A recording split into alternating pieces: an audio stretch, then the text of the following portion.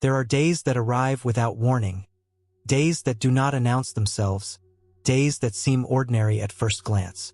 But beneath their skin, they are ticking with invisible instability, with a physics you cannot see and a danger you cannot feel until it's already too late. For most people, life appears continuous. Faces age, jobs shift, relationships start and end, but the background hum of existence feels stable. The changes are incremental, manageable, nothing you can't handle if you just keep your head down. But this is a deception, one of the most powerful and persistent illusions that human beings live under. Beneath the surface, at the atomic scale, reality works differently. At the quantum level, the world is not smooth. It is fractured. Events do not simply unfold. They leap suddenly, violently, from one state to another. There are no half measures, no slow climbs. A quantum phase transition is not like melting ice, not like water boiling into steam. It is not a gradual process. It is a break, a split. The molecules that made sense a moment ago, you move through your day with a sense of coherence, a sense that you are continuous, an unbroken line from who you were as a child to who you are now. You hold on to memories, to the rituals that define your mornings, to the preferences that seem to anchor your identity in the real world. But beneath the comfort of that storyline, something sinister is at work. A process that does not ask for your permission, does not wait for your approval, and cares nothing for your narrative. At the atomic level, nothing is truly stable. Everything you touch is the result of electrons leaping, particles flickering in and out of coherence, entire systems rearranging themselves without warning. This isn't a metaphor for change. It's a warning about reality itself. Take a single moment from your past. Any moment.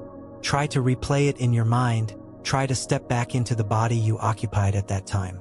You will find, if you look closely enough, that something crucial is missing. From the outside, progress is painted as a noble climb.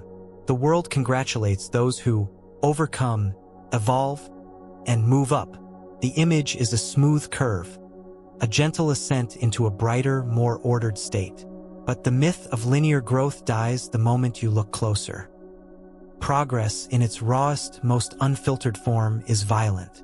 The truth is rarely spoken. Every leap forward is preceded by a total breakdown. Something cherished disintegrates, something vital is lost, something essential is destroyed before anything new can arise. This is not an anomaly, it's the architecture of reality.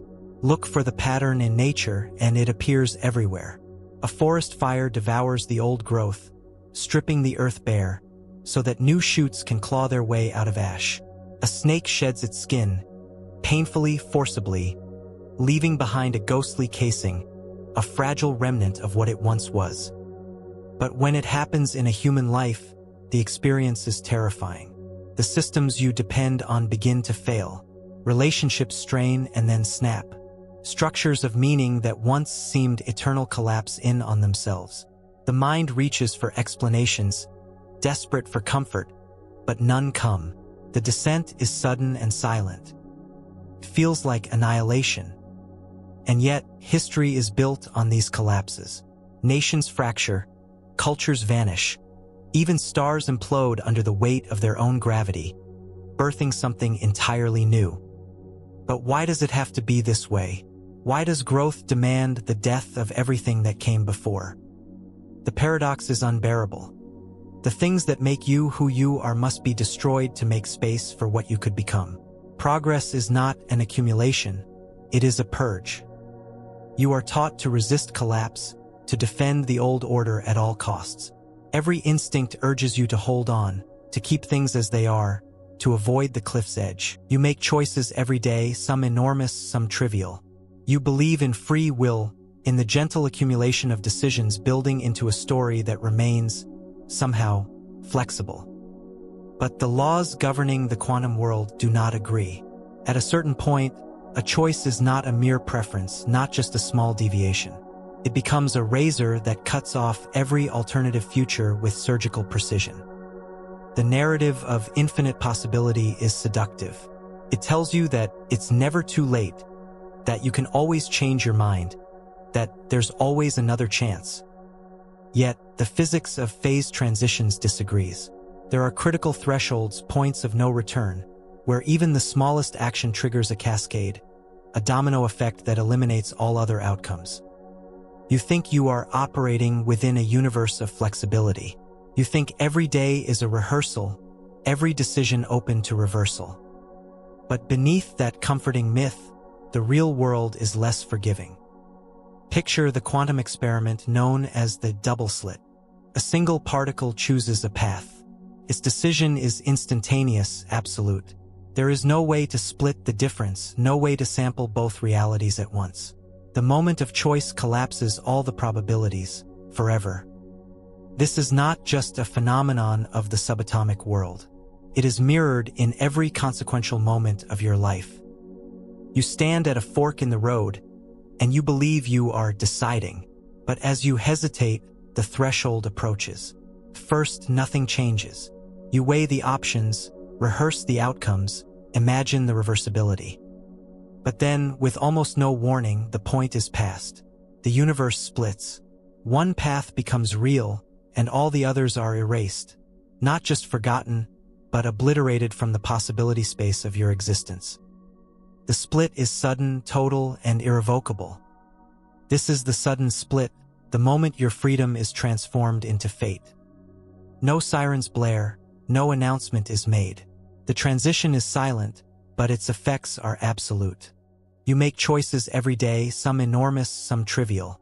You believe in free will, in the gentle accumulation of decisions building into a story that remains, somehow, flexible. But the laws governing the quantum world do not agree.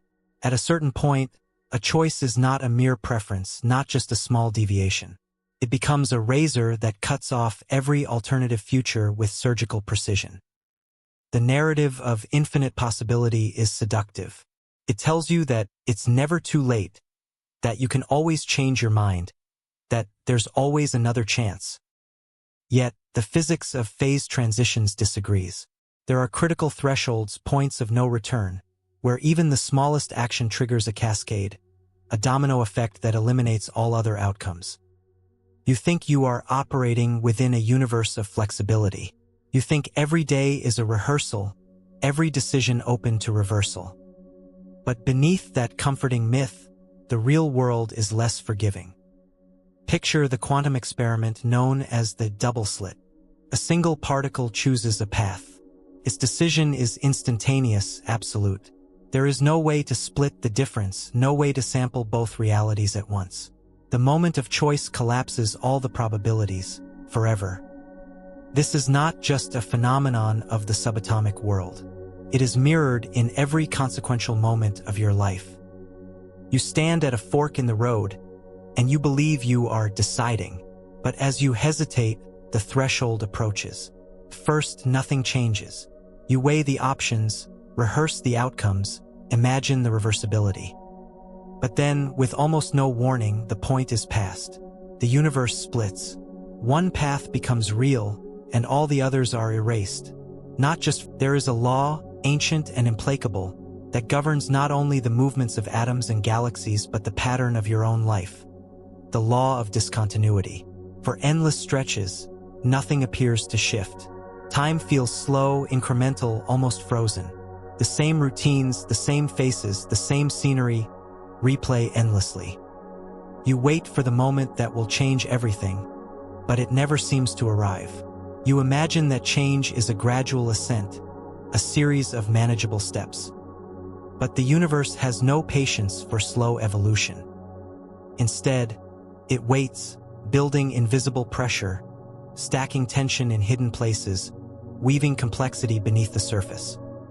And then, without warning, the whole system detonates.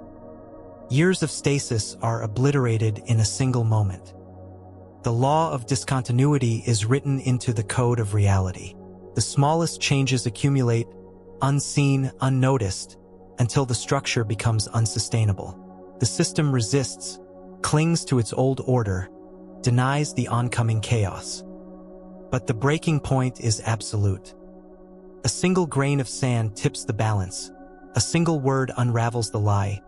A single action ignites a chain reaction that cannot be stopped. Nothing happens, nothing happens, nothing happens, and then everything happens at once. You can see it in the collapse of an empire, the breaking of a dam, the shattering of a heart. Decades of quiet desperation, lifetimes of denial, are erased by a single catastrophic leap. The story of your life is not written in gradual increments. It is a series of jumps, each one separated by long stretches of apparent. Hope is treated as a flame, flickering, steady, sometimes wavering but never truly extinguished. That's the lie, the comfort. You want to believe hope is resilient, gradual in its coming and going, like the tides or the seasons. But this belief cannot survive contact with the law of quantum transition. The truth is more brutal, more exact, and infinitely more disturbing. The timeline of hope is not smooth. Its death and its birth are events, not processes. Hope does not erode. It snaps. It does not gather strength quietly over years. It detonates into existence. If you could chart the arc of your own hope, the times it ended, the times it began, you would not see a gentle slope. You would see a jagged line, abrupt and terminal. One moment you believe, the next you cannot. Or, just as suddenly, the opposite. Despair seems to fill every cell, and then, for no apparent reason, you find yourself buoyed by an impossible certainty. The unbearable precision of fate is inescapable. Everything you care about, every possibility you cling to, is vulnerable to the splits. Memory is your compass, your map, your evidence that you have moved from one point to another. You trust your memories as proof that you survived the chaos, that you made the right decisions, that you can explain the past and anticipate the future. But memory is a traitor. It does not record what matters. It records what fits the story you need at this moment. It is a reconstruction, an after-the-fact patchwork that tries to bridge the ruptures of identity and experience. Why do you remember the wrong turning points? Why do the events you cherish, the moments you recall with such certainty, so often turn out to be illusions, placeholders, for something else, something you can never retrieve? This is the memory paradox. The actual phase transitions, the quantum leaps that split you from yourself, are usually erased or buried, while less important events are elevated to mythic significance. The mind does this not to help you, but to protect itself.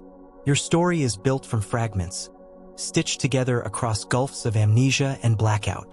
You try to piece together a continuous narrative, but the thread is broken. The most radical transformations leave almost no trace in memory. You recall the birthday, not the glance that ended a friendship, the graduation, not the silent moment your faith collapsed. No one lives in isolation. The myth of the lone agent, self-contained, free, cut off from the chaos around them, is seductive but ultimately false. Every move you make is witnessed, interpreted, felt. Every phase transition you undergo creates shockwaves, ripples in the fabric of other people's worlds. You are taught to focus on your own trajectory. You are told to keep your eyes on your goals, your wounds, your personal turning points. The world is painted as a stage, everyone playing out their own solitary drama. But underneath that illusion, a different law is at work. The quantum world is built on entanglement. Particles that begin together can never fully separate. No matter how far they drift, a shift in one will instantaneously alter the other. There is no communication, no message passing, just a raw, unbreakable link. Apply that principle to the human world, and the consequences become unsettling. You do not change alone. Every rupture in your story, every collapse, every rebirth, creates a tremor in the lives orbiting yours. You may never see the evidence. You may think your leap has no witnesses, no consequences beyond your own skin. But the wave travels outward. Consider the moment you changed forever. Did you think the aftershocks stopped at your edge? The truth is more disturbing. Your transformation may be the trigger that unravels the order in someone else's life. The phase transition that remade you may have fractured the stability of a friend, a sibling, a stranger. You are not a closed system. The entanglement is invisible but absolute. The way you end a relationship can redefine someone's purpose. The way you abandon an ambition can shatter another's sense of safety. The joy you radiate after a breakthrough can ignite jealousy, inspiration, or despair in those who thought you would always remain the same. Your quantum jump, your split from one self to another, can pull others with you or push them to the edge. But you are blind to this most of the time. The ego wants to claim full authorship of change, to pretend that you are the sole architect of your disaster or miracle. But you are a node in a network, a participant in an entangled web of fates. No one's leap is entirely their own. The idea that you choose your path is comforting, but the deeper reality is one of shared collapse. You can try to resist this knowledge. You can focus on your wounds, your growth, your struggles. But the pattern emerges whether you see it or not. Family systems, friendships, communities, none are immune to quantum collapse. One person's breakdown triggers another's breakthrough. The birth of courage in one heart can awaken terror in another. The restoration of hope in your life can erase the last threads holding someone else together. We think of growth as personal, but entanglement means that every gain, every loss, every disappearance is multiplied. Look for the evidence in your own history. How many times did a shift in someone else's energy, belief, or despair change the direction of your story? The leap is rarely isolated.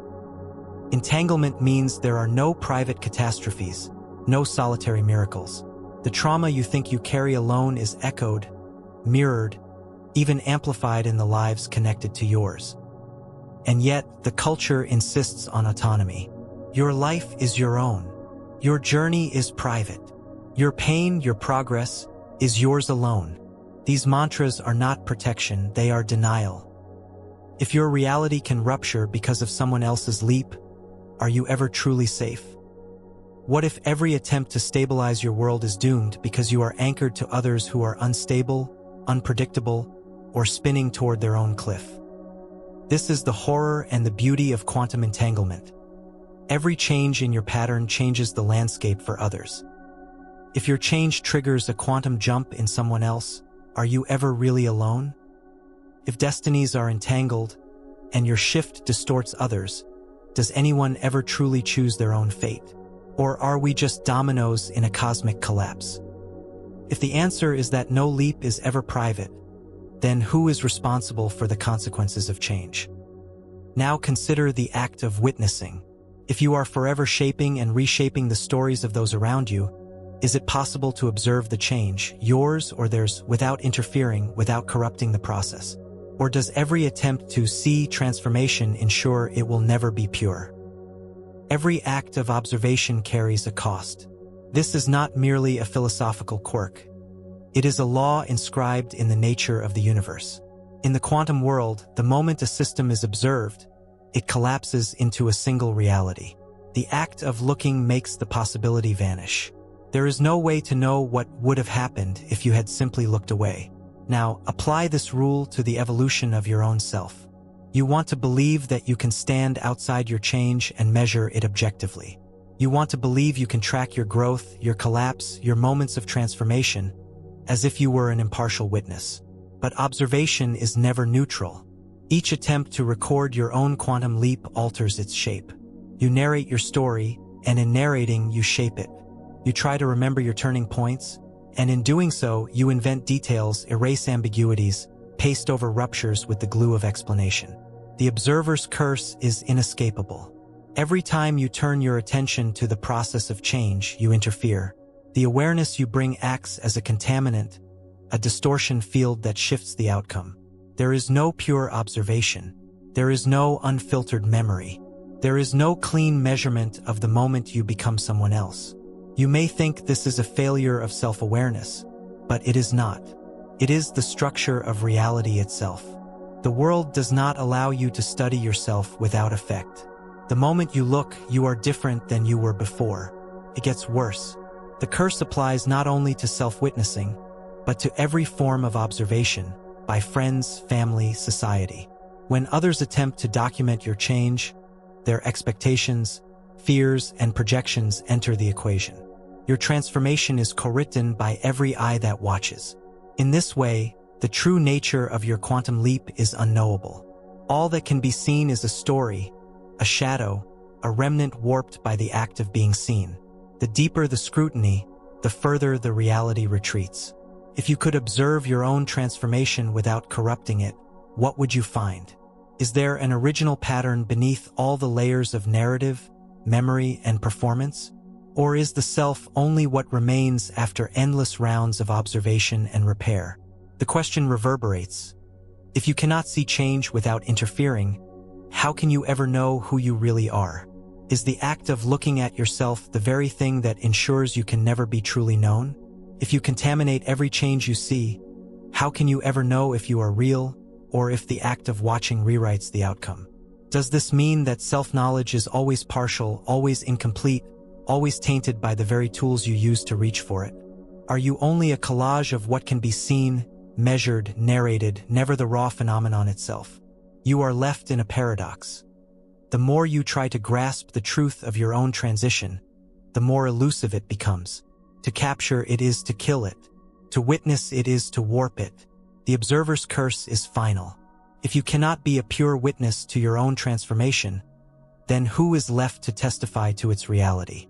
If every leap forward is distorted the moment it is seen, is any change ever truly authentic? If you contaminate every change you see, how can you ever know if you are real, or if the act of watching rewrites the outcome? Now the cliff looms higher. If observation locks change into a single, irreversible state, what about reversal?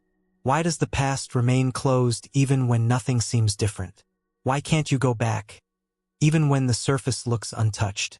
Reversal is a seductive fantasy. You are taught that you can return, repair, retrace. It's never too late, they say. You can always go back. But the laws that govern change, true, catastrophic, quantum change, mock this comfort. Reversal is not the rule. It is the one move reality forbids. Every phase transition is a cliff. Cross it, and the route behind you is erased. The landscape appears unchanged. The same faces, same rooms, same words spoken over dinner. The symmetry of life tricks you. It all looks reversible, like nothing essential was lost. But underneath, the architecture is different. The bonds are broken. The old order has collapsed. Physics provides the blueprint. In some systems, reversibility is possible. At the level of simple, undisturbed particles, time can be run backwards, the story unwound. But introduce complexity, entanglement, chaos, and the rules harden. The arrow of time points one way. The old state becomes unreachable.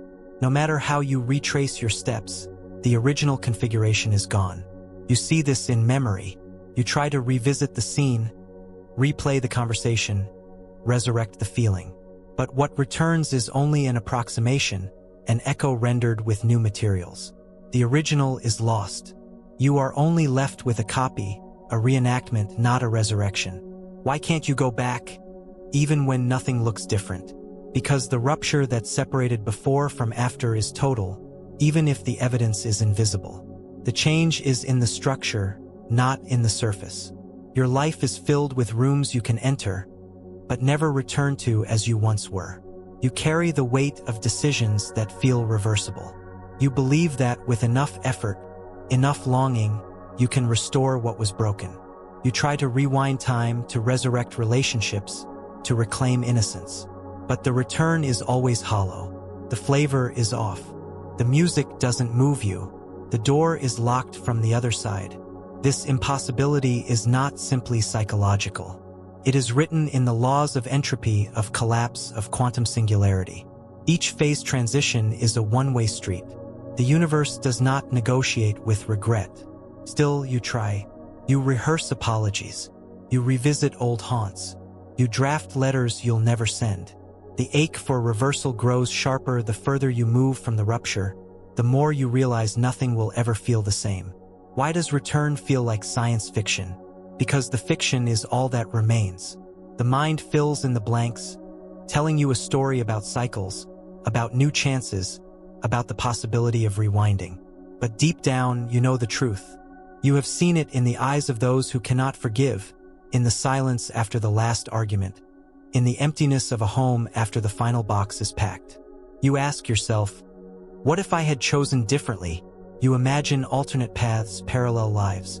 But you are trapped by the law of the impossible reversal.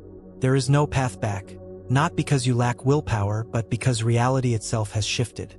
The surfaces of your life remain familiar and unchanged. The real difference is underneath, woven into the foundation. Every failed attempt at return reveals the same truth. You are no longer the person who made those choices, loved those people, believed those things. If every path is reversible, why does return feel like science fiction? Because it is. The logic of time travel is alluring, but the laws that govern the world allow no do-overs, no resets, no erasure of the line you crossed. You try to simulate return, to go through the motions, but the ritual is empty. The door is closed. Forward is the only way. If going back is the one move reality forbids, does forward mean freedom, or is it just a locked cell with no windows? If the old world is unreachable, is the new world truly your own? Or are you condemned to live as a stranger in a reality you did not choose, cut off from the comfort of return? Now the ground beneath your feet begins to shake. If return is impossible, what happens when chaos is not the end, but the beginning of a new, unpredictable order? What if, from the breakdown, a new logic emerges, one you can never see coming, one that is always one catastrophe away?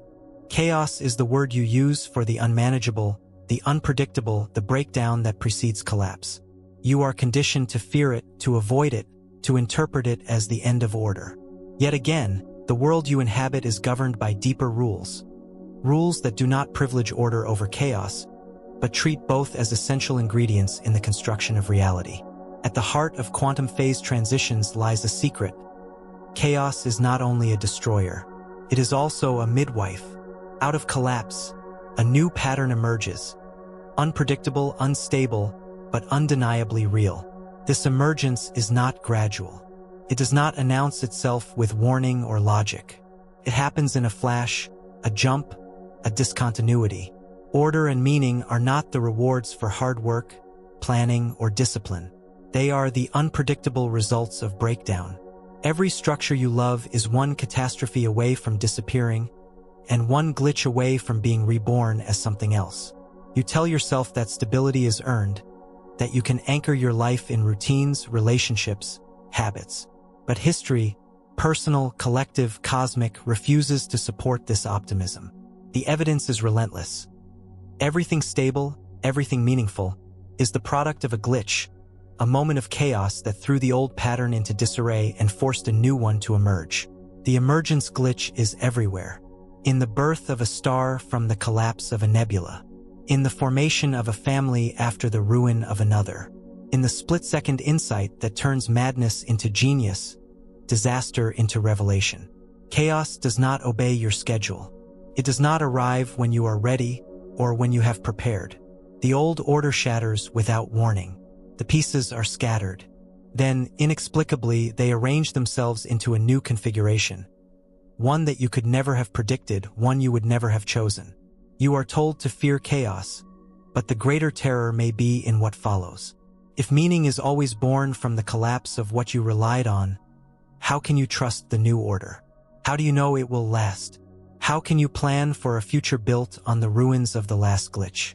Stability becomes a mirage, a fragile agreement between the remnants of the last catastrophe. Every time you begin to trust the ground beneath your feet, the next rupture is already being prepared by the rules you cannot see. The glitch is not just a possibility. It is inevitable. No order persists forever. Every pattern will eventually break down, and from the chaos, something new, beautiful, monstrous, or both, will assemble itself. This is not a call to despair, but to lucidity. The world does not owe you coherence. Your mind does not guarantee comfort. The only constant is the glitch, the rupture that erases one meaning and assembles another from the debris. How do you live on a fault line? How do you make plans, build relationships, cultivate meaning, knowing that every structure is only temporarily stable, one catastrophe away from a new form? You try to ignore the evidence. You create rituals, routines, superstitions. But the system does not care. The glitch is always imminent. The new order always waiting for its cue. If meaning is born from chaos, how can you ever trust stability again? You cannot. The comfort of permanence is a story told to shield you from the terror of the next rupture.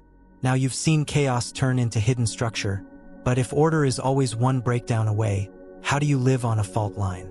The only way forward is to accept that your life, your identity, your world, is a sequence of emergent patterns, each one separated by the chaos of the glitch.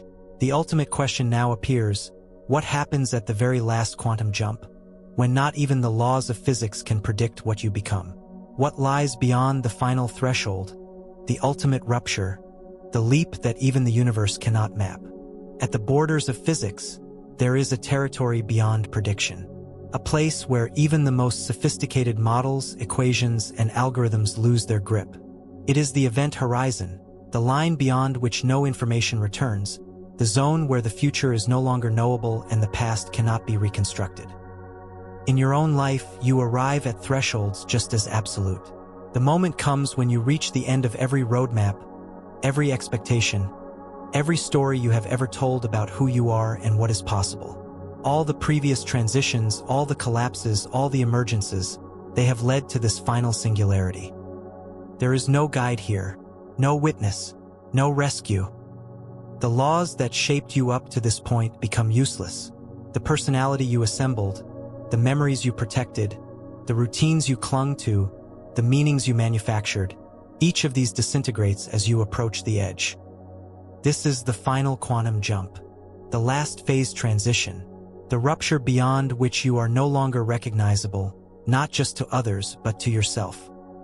The universe is obsessed with continuity, with causality, with order. But at its core, it is built on discontinuities, on breaks so radical that even the most powerful computers, even the most meticulous scientists, cannot track what happens after the jump. Black holes are the emblem of this reality. A star dies, collapses under its own gravity, and creates a horizon that nothing escapes. Not even light, not even information. The laws of physics themselves dissolve. In the theater of your own existence, there are black holes just as final. A trauma so profound that memory fragments forever. An awakening so cataclysmic that you cannot return to any previous form. A leap so irreversible that every tool of self-description becomes obsolete. Standing at this edge, you can feel the universe growing silent. There are no more instructions, no more authorities, no more patterns to follow. The familiar signals, emotion, reason, memory, hope, fade into static. This is the moment where identity fails, where prediction ends, where every law you believed in evaporates. You have been warned about crises, about midlife, about the dark night of the soul, but none of these metaphors captures the true violence of the last quantum jump. You can prepare for small changes. You can even brace for collapse and rebirth. But the final threshold is different. It is the place where you become unrecognizable. The leap is so extreme that even the language you use to narrate yourself disintegrates. Here, you are a stranger to yourself. At every previous rupture, you have been able to salvage fragments, to reconstruct a narrative, to repair a sense of self, to pretend that continuity remains. But after the last transition, even the attempt to remember who you were becomes a kind of science fiction. What happens to a consciousness that crosses this final edge? If even physics loses track of you, what are you really after the last transition?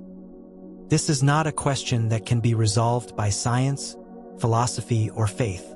It is not a riddle that will be answered in the pages of a book or in the last desperate moments of a conversation. It is a question that haunts the margins of every life, whispering from the boundaries of catastrophe and miracle. At the last threshold, you do not find closure.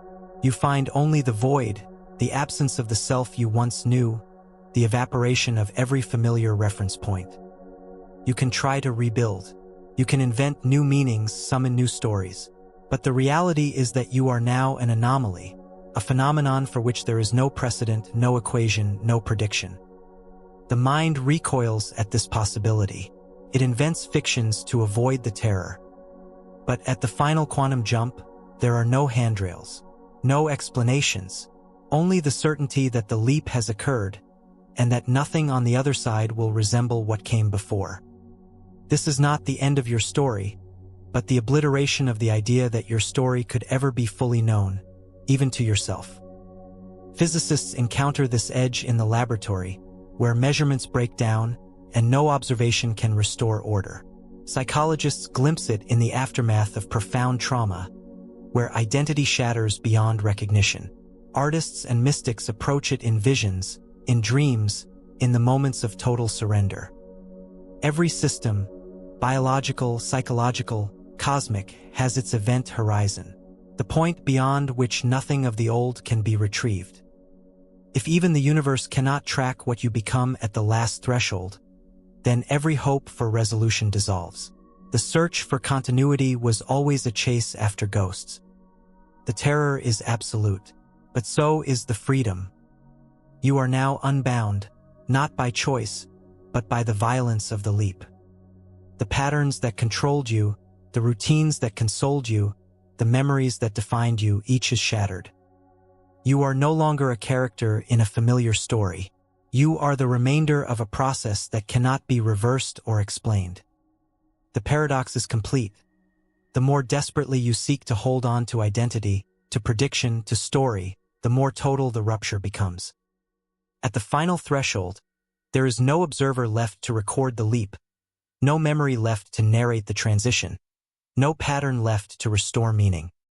What are you really after the last transition? The universe does not answer. But in the silence, something else may emerge. Something that cannot be named, cannot be measured, cannot be predicted. All that is left is the reality of the leap. If you have reached the last quantum jump, there is only one certainty. The self you once were is gone forever, and the world you once knew can never be regained.